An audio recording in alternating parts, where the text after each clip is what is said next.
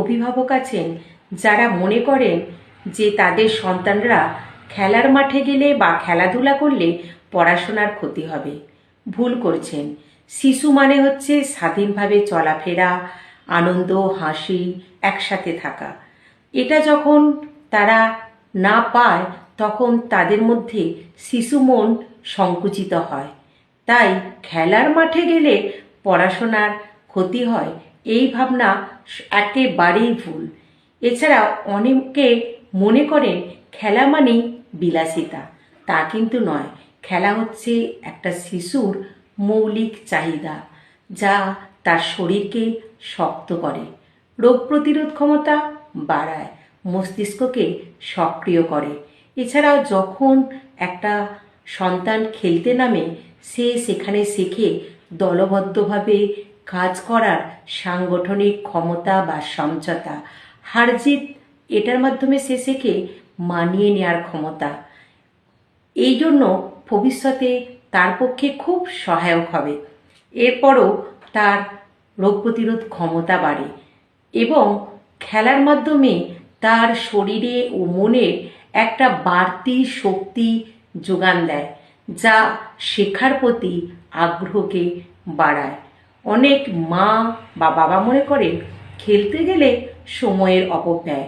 তাদের জন্য বলবো, শিশু মনকে বিকশিত করুন, সংকুচিত করবেন না। সময়ের অপব্যয় কখনোই হতে পারে না।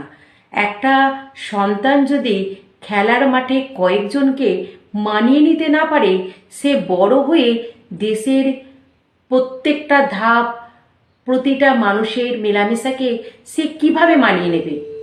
ভেবে দেখেছেন এটা কখনো? এই কঠিন সত্যটা কিন্তু খেলার মাধ্যমে একটা শিশু মনকে ভবিষ্যৎ চূড়ান্ত বা জোরালো করে। তাছাড়াও আমি বলবো, অনেক মাই চায় যে সে সারাদিন পড়ার টেবিলে ব্যস্ত থাকুক।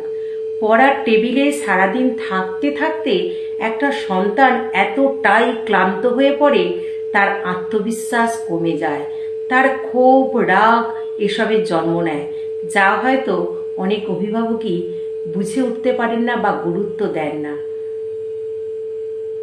এছাড়াও অনেক বিখ্যাত ব্যক্তির জীবনী খুলে দেখবেন, যারা ছোটবেলায় কিন্তু খেলাধুলার সাথে যুক্ত ছিলেন, কারণ তারা খেলার মাধ্যমে শারীরিক ও মানসিক বিকাশের পূর্ণতা একটা ধাপে ধাপে লাভ করেছে, যেটা বর্তমান অভিভাবকরা হয়তো বুঝতে চান না বা প্রতিযোগিতামূলক পড়াশোনায় মেনে নিতে পারেন না।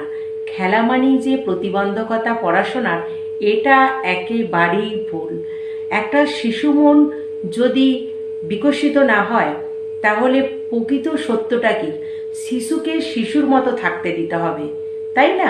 শিশুকে যদি শিশুর মতো থাকতে না দেওয়া হয়, সেই শৈশবটাকে যদি আমরা কেড়ে নিই পড়াশোনার চাপে, একটা সময় কিন্তু আমরা তাদের ভবিষ্যৎটা নষ্ট করার পক্ষেই থাকবো।